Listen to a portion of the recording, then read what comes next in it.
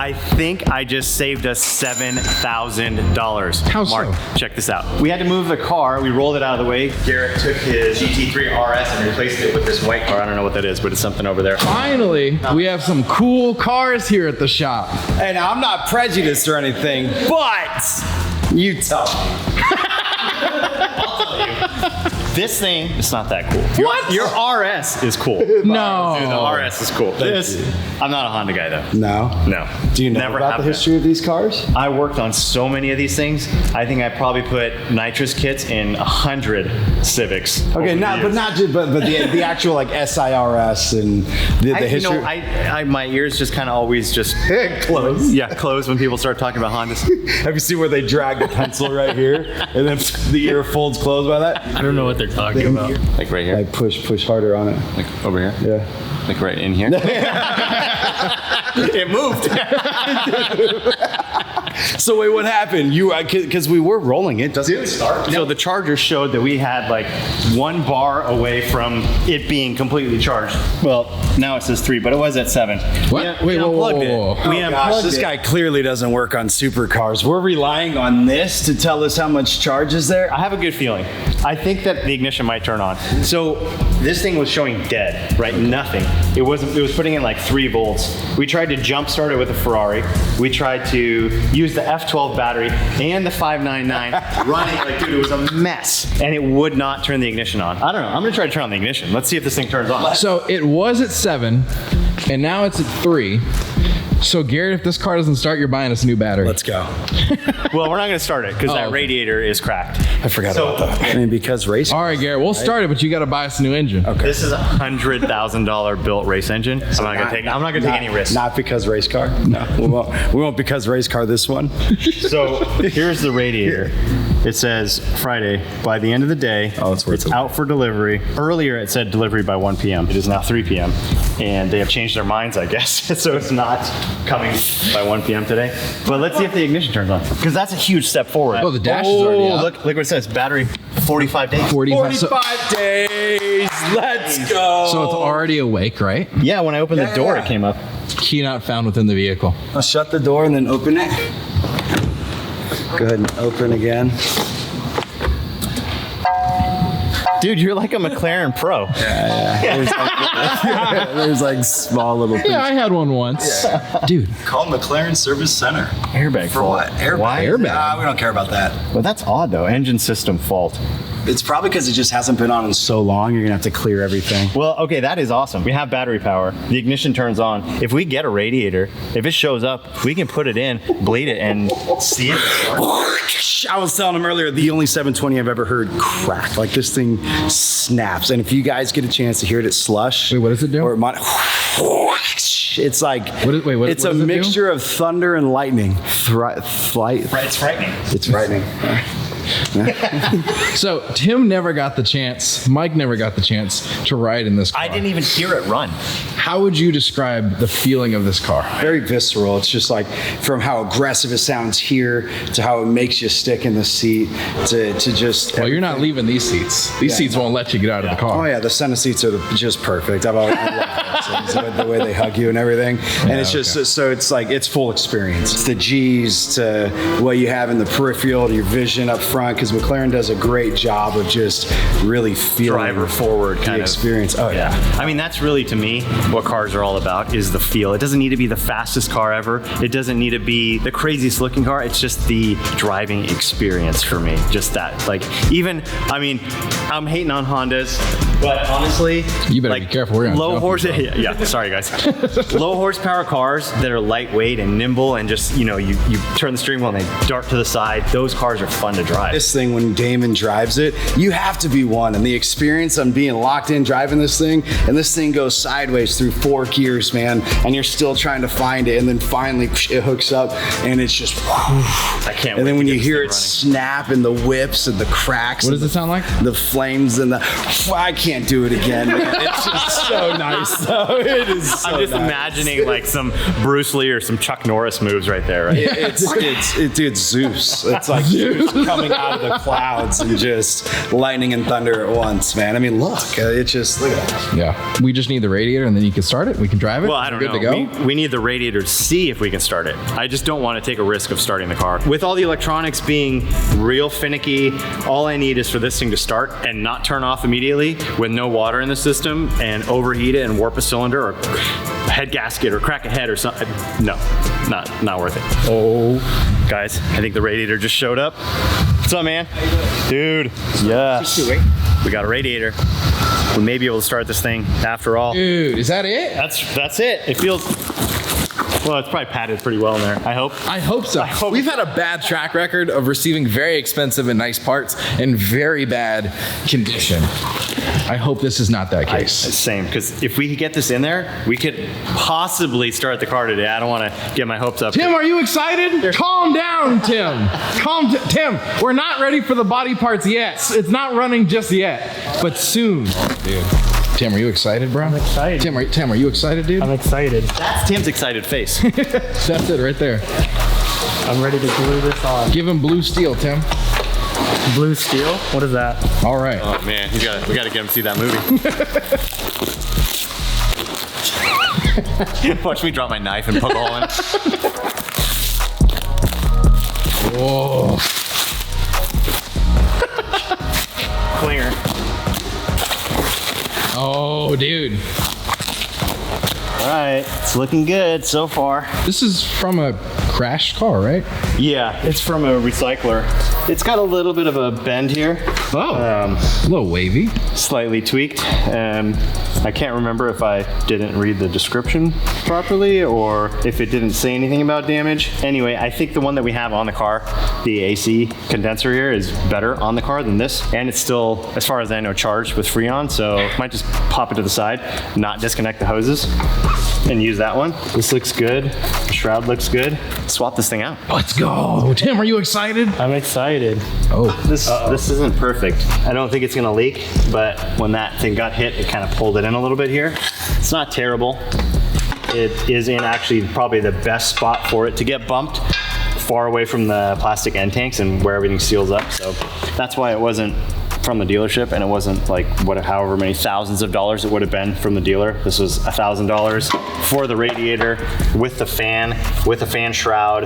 Overall, in McLaren price terms, not terrible.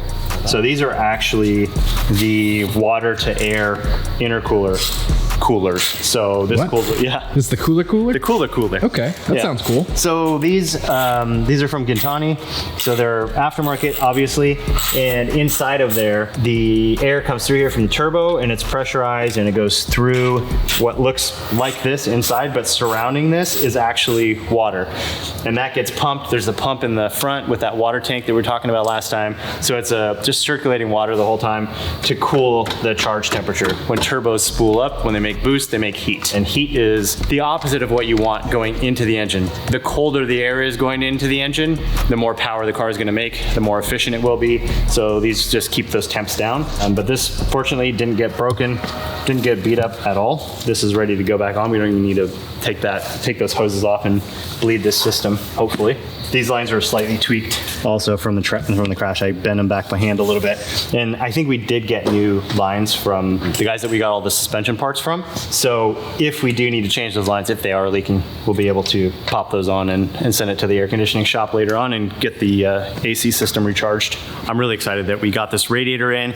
The battery seems to be functioning properly. The ignition actually turned on. I'm a little apprehensive because we had so many issues and missed our deadlines with this thing, but it is a possibility that we could actually fire this thing up in a couple hours. Hey, Tim, do you need a bucket or anything? Is it going to squirt water out? I don't think anything's gonna come out, Mark. Oh, that's not good.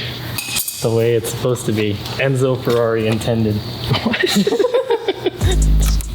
Is that an 8? I don't know. You tell me. I'm just here. People comment below. They're like, oh, I'm sure Mark's learning so much. I don't know what's going on. I'm just here. Just these tools moving, parts just coming here, off, man. parts going on. I'm just excited. We got one of those. Now we got 2 of them. I guess one of them's bad. I don't know which one, but one of them is. Gotta work. And if this one doesn't work, we'll just put this one back on. Put some water in it and Super glue and get some patch that Loctite. tank up. I don't know. That's what you people use. Loctite, right? We do. Do something with that. We do all the time. Who knows what? Yeah, you never know.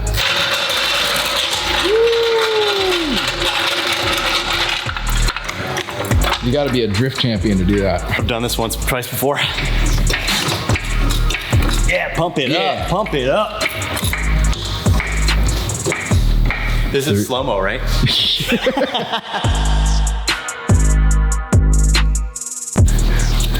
Oh my. Just making sure you're paying attention. How's it going? It's going, Mark. It's going. She's a little stuck. Tim, what's all this? What's all this, Tim? It's the great white shark blood. Okay. Stop it up quick before you attract more sharks. Remember, Tim, there's always more water. Always more water. Let go. Yep, and it's broken. So this is the mounting tab on the bottom, and you can see it's cracked there. Splits the tank open. That's pretty common. A lot of, like I said, Porsches have the same mounting system and they break really easily. I wouldn't say it's the best design. You know, maybe they build these things in so that when you do bump something, you have a lot of damage and you have to buy a lot of parts from the dealer. I don't know. No, they would never do that, would they? Maybe. This bracket is super bent. So this flat piece should be like over here, touching. But I think I can bend that back. We actually got another one of these brackets from the same guys that sold us all of the right rear suspension parts. So we already got that part out. So Tim, you want to unbolt these? Yep. Pull that one off first and I'll start hammering it back into shape.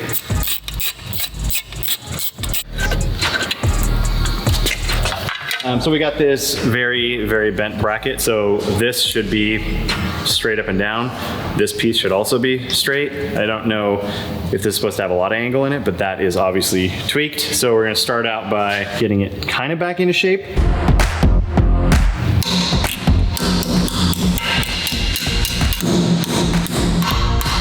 So I gotta figure out if this line is the actual bend line. I'll have to look at the other side to make sure, but I think this is the bend line, and I think we're getting pretty close here.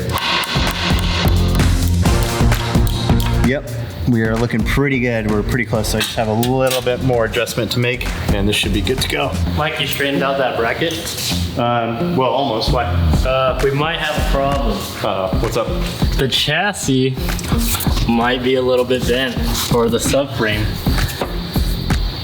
Yeah, it is dented there, and this riv nut is actually pulling out. It's probably hard to see, but this thing is twisted up. This is twisted forward, and then there's that dent there, and this is pretty wavy. And I gotta bend these back, so look at that. Dude, it's so thin, it's crazy. It moves so easily. Now I gotta get this one back, and it is bent forward. So I'll put a bolt in there. Make sure we got quite a bit of threads. Mike really likes that hammer. I know, right? I don't even like this hammer. I just like hammers in general. Alrighty, here we go. I can't see. And we're real close. There we go, I think it went in. Okay, 1 second. There's bolts here. There we go, it's threaded. We gotta pull this bolt out to get this bracket in place. Gotcha, yeah, it's still on the floor. Okay, cool. I'm gonna pull the bleeder hose off the other radiator so when we do start putting coolant in it, we can get all the air out quickly. So on top of the radiator, there's the water inlets and outlets on the top and bottom. The top, water usually is coming in from the top, getting sucked out from the bottom by the water pump. There are these bleeder hoses. So they're at the highest points of the radiator and they find all the highest points, the highest point of the engine, all the radiators, and they all come together together into this tank. So basically, as this tank is filling up and water is going into the radiator, the air can exit the top of the radiators and go to the top of this tank and come out. To bleed it, you can either use a vacuum bleeder system where you actually put a vacuum pump on here and put 15 or 20 pounds of vacuum inside, and you see all of these hoses will suction themselves flat and there won't be any air in the system. And then you open the valve with a hose into the coolant bucket and it will suck all the fluid into the car. It is awesome. That is an amazing tool. I have one at my shop, but we do not have it here. So we have to do it old school style and pop these bleeders off and fill it and just watch the bubbles come out until we're full, which isn't that big of a deal on this car because, well, there's no bodywork on it and we can reach these easily. If the bodywork was on, we would definitely be going to my shop to get that tool right now. So you get those coolant buildup on there and it sticks. So if you grab a pair of pliers and just give it a little twist, it loosens it up. There we go. Bleeder is off. So when we connect the other radiator, we'll just connect the two main lines and leave the bleeder off for now while we're putting coolant into it. I gotta get this radiator bracket that's bent here because the other AC condenser was bent. So this is way off, but I think I should just be able to kind of tweak it back into shape and hopefully not punch a hole in the radiator while I'm doing it. Still seems like it's off a bit, huh? Oh, so that's closer. But this one, it's like the tab needs to move back because it's off by like, I like the way you think, Mark. I've got a piece of sheet metal here so I can put it in front of the radiator, so as I'm tapping this with a hammer, I don't mess up the radiator core.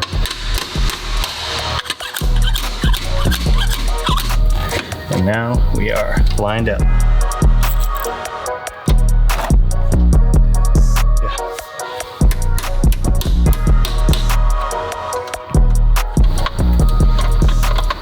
And making sure that this bracket on the radiator is pretty close to the core. I want to make sure that screw doesn't go too far and hit the core. If that bracket was bent in slightly and I screwed it in and it started putting a screw into that thing, it would pop the radiator very, very quickly. We just need to put this cooler back on the top. Then we can put some water in this thing. All right. Got ourselves a radiator. Let's see if it holds water. We got some coolant here, which is the G48 blend, which, well, don't ask me what that means because I honestly don't know.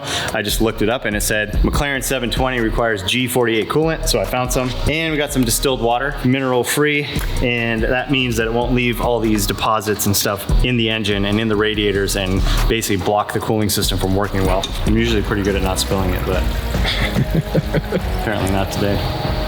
Oh my. I can't even see, like the car's so high up in the air. That's my excuse. Tim, just go ahead and holler if you see anything dripping. Something's dripping. Listen to that thing. It's thirsty. Oh, here we go.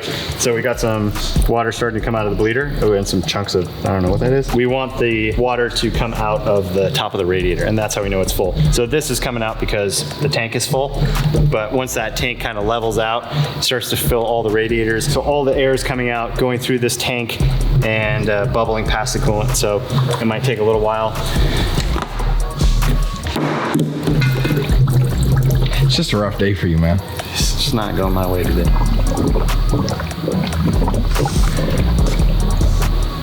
Not full yet, though. Whoa! Practice makes getting it back. perfect. All right, that's what I want to see. That radiator is full of water. And this guy's full, so I'll plug that back in. Tim, how's your side looking? It's dry. All right, so this side is full. It's closer to the tank. Kind of makes sense. So I'll keep adding more. It's still dry. Yep. All right, pop the top main hose off. All right, so I'm just gonna get some water directly into this radiator. Okay, radiator's full. Okay, ready? I'll put the hose on, you move your hand. Ready?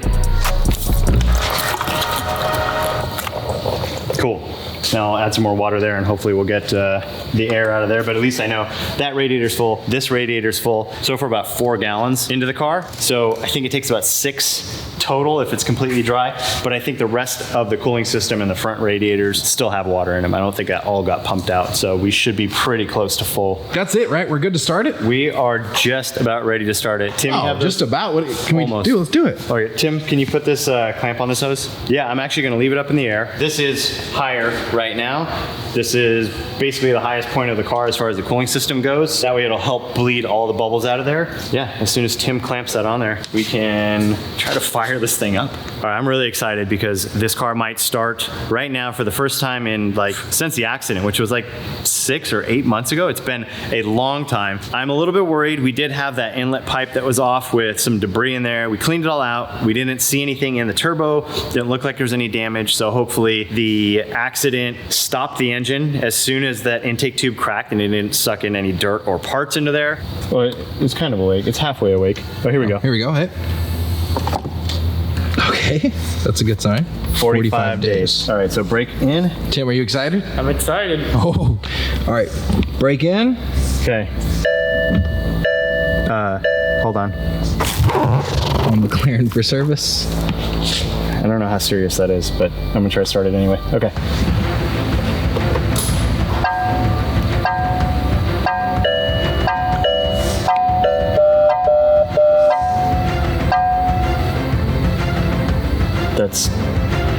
I don't know this car at all, so I don't know what beeps and chimes are normal and not normal. It didn't start. The ignition just turned on. Can we try it one more time? Yeah, we'll try it again now that the All right, ignition's so on. foot on the brake. Okay, ready? Yep. It just turned off. What's wrong? The pedal feels soft though. Yeah? Oh, we didn't bleed the brakes yet, did we, Tim? I don't think so. Let's try it. Yeah, what is that? I have no idea. Yeah, and on here on the wheel, down here on the floor, look at that, that's thick. It's like a jelly looking stuff. Dude, where did that come from? See anything, Mark? No, I don't. So this is so weird. It's super thick. It didn't come out of the radiator. If it's here, it came from over here somewhere and then dripped down here. It's quite a bit. It's not on the inside, so it's not the caliper that's leaking because it's not on the inside of the barrel. Yeah, or was it it doesn't even feel like the suspension fluid. It's something else. It's thicker. We're trying to start the car. I think that it's not starting because it wants to work off of brake pressure, and the pedal's really soft because we didn't bleed that caliper and we changed it out so there's no fluid in that corner. So we're going to pull the wheel off, but there's this really odd, sticky, oily fluid that is on the wheel, a little bit on top of the tire, and I have no idea what it is or where it came from. It wasn't there 2 minutes ago. What's going on here? That's like a complete mystery. All right, I'll hit the brakes, Tim. Let me know if you see anything weird. Nothing on the car. All right, I'll do the ignition again. Ready? Yep. Nothing's shooting out at me yet. All right, well, let's just pull the wheel off and bleed the brakes because I don't know what else to do. Open. Close. Open, Open. close. All right, well, the brakes bled, pedal feels solid, radiator's in, coolant's bled. Let's give this another shot.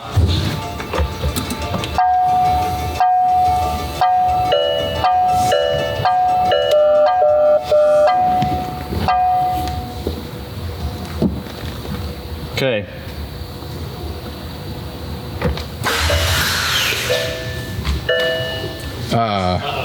Well, it cranked. I'll hit it again.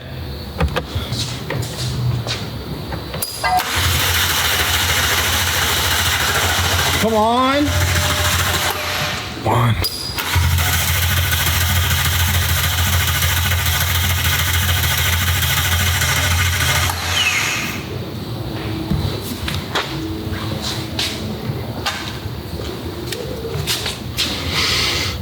Something's not right. It should have started by now. These things are high pressure fuel pumps. They should start really quickly. I don't think it's the battery. It's cranking over, no problem. And if it was a weak battery, it would crank over slowly, or as we have learned from this car, it wouldn't even allow you to let the car to crank over. So we just gotta look at some of these electrical connections back here. We got wheel speed sensor, we've got the parking brake wires hooked up, we've got, there's another sensor in here that might be like a tire pressure monitoring system. We have the airflow meter plugged in. Wasn't locked, but that doesn't matter. And there are a lot of wires on this car. All right, so I see a spot here in the harness that looks like these wires could have gotten damaged right there. So obviously this corner got hit, all this stuff was smashed into it.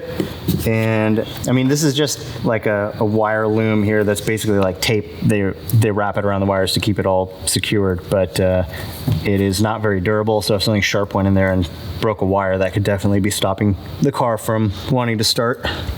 Hey, Mark. Yeah. I think this could be, it's possible that this is it. I thought you said the ECU looked okay. Well, remember these plugs that are broken? Yeah. So that one is still got the latch and it's all the way closed. This one was pushed in when we put it back together, but it's backed itself out right now. I don't know if it's making enough contact with those pins. And we'll definitely have to address this issue, but let's see if that's the problem there. Should we just like tape it shut for now? Yeah, maybe. Zip ties and duct tape? Ties and duct tape, yeah. And the plug is like smashed and broken. I can't. Whoa. Yeah. Get those out of the way. So basically I'm trying to look at the wires to see if any wires got cut, because as that thing got smashed, if it pulled a pin out of there, you know, broke a wire internally, then this would not work. But, okay, that's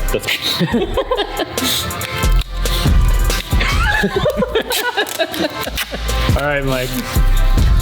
We'll have to get a new plug eventually and fix that, no matter what, if this is the problem or not, because this will eventually work itself out and the car will not run. Should we get another shot? Let's do it. Mike, you think it's gonna work this time?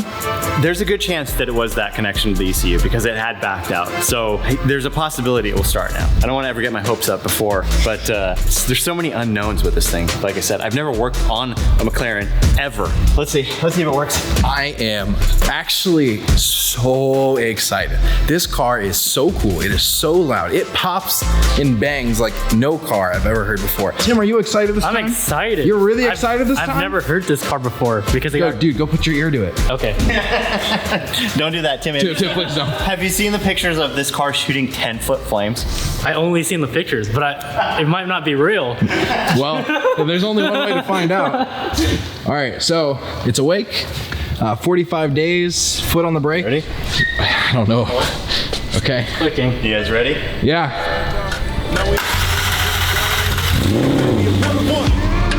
It's alive! Yes!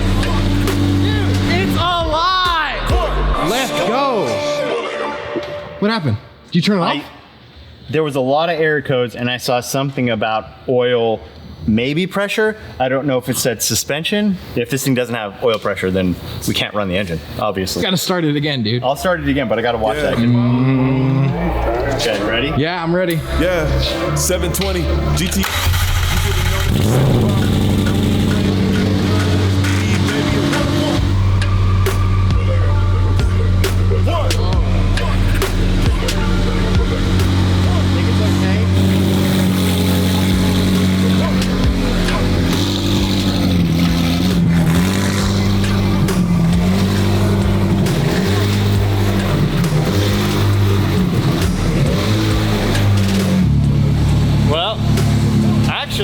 Seems to be running okay. I wish this thing had an oil pressure gauge that I could watch. Like I said, I like gauges. I like to know what's going on with the engine. But right now it just says suspension failure, which we know it's not charged up, so it should show an error code. It's kind of mean sounding, huh? Yeah. And that, smell that ethanol? Oh, yeah. Oh, yeah. What? You don't miss the 110 mark? I don't miss the 110. All right, I'm gonna rev it up a little bit to get the water pump circulating more. If it's a mechanical water pump, I don't know if it's electric and mechanical, just electronic, but I'm gonna rev it up a little bit because that's what you would do if it was mechanical. The water pump would spin faster, it would pull some of the coolant down and you can add a little more.